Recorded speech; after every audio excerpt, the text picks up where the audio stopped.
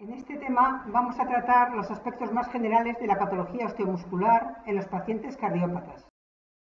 Hay que valorar, en primer lugar, la exploración de todas las patologías asociadas a la cardiopatía. Es el médico rehabilitador que tiene que realizar una anamnesis exhaustiva sobre la patología musculoesquelética previa, antecedentes de dolor mecánico, artrosis, artritis, tendinopatías, así como el dolor que esta patología le pudiera suponer y si necesita o ha necesitado analgesia para control de su patología.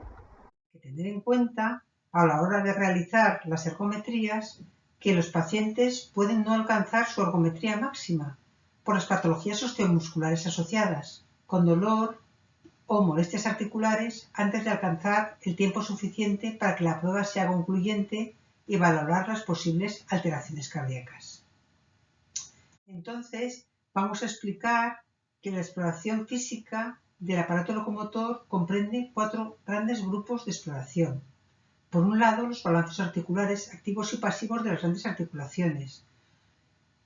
En un segundo lugar, los balances musculares de los grandes grupos musculares.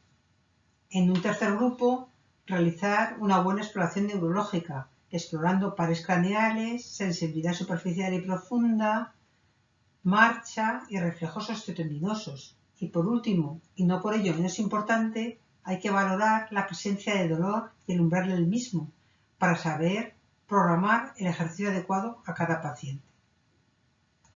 En un estudio realizado sobre una serie de 100 pacientes cardiópatas valorados en una unidad de rehabilitación cardíaca, se encontraron los siguientes datos expuestos en la tabla, con alteraciones funcionales de movilidad y dolor en todos ellos: columna cervical, columna lumbar, cadera, rodilla, tobillo, hombro, codo y muñeca. En general, se pueden dividir en artropatías y tendinopatías. Las artropatías son una enfermedad de las articulaciones que pueden involucrar a una o a más articulaciones. Dentro de las artropatías se pueden dividir en 3 grandes grupos, que son en primer lugar las artritis, es decir, que exista inflamación de las articulaciones.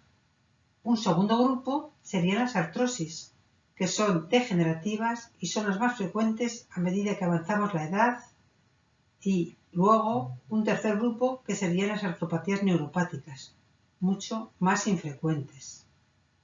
En cuanto a las tendinopatías, nos referimos a los procesos patológicos de los tendones que pueden cursar con o sin inflamación.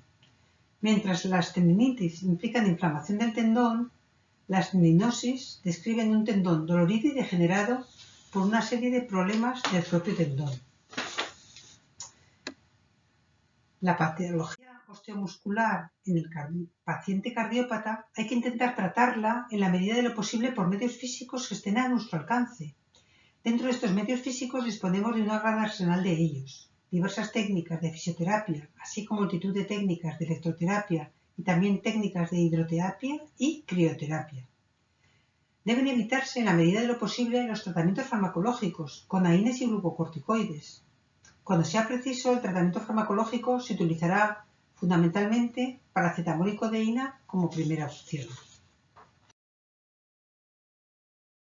El tratamiento farmacológico es necesario con AINES y glucocorticoides, debe recetarse el menor tiempo posible y a la menor dosis posible, ya que existen evidencias de que el uso de glucocorticoides orales o inhalados se asocia a un incremento del riesgo para el desarrollo de insuficiencia cardíaca y cardiopatía isquémica. Por todo esto, tenemos que evitarlo en la mayor parte que podamos. Y como conclusión, resaltar la importancia que la patología osteomuscular previa presenta a la hora de realizar ejercicio físico dentro de nuestro programa de rehabilitación cardíaca.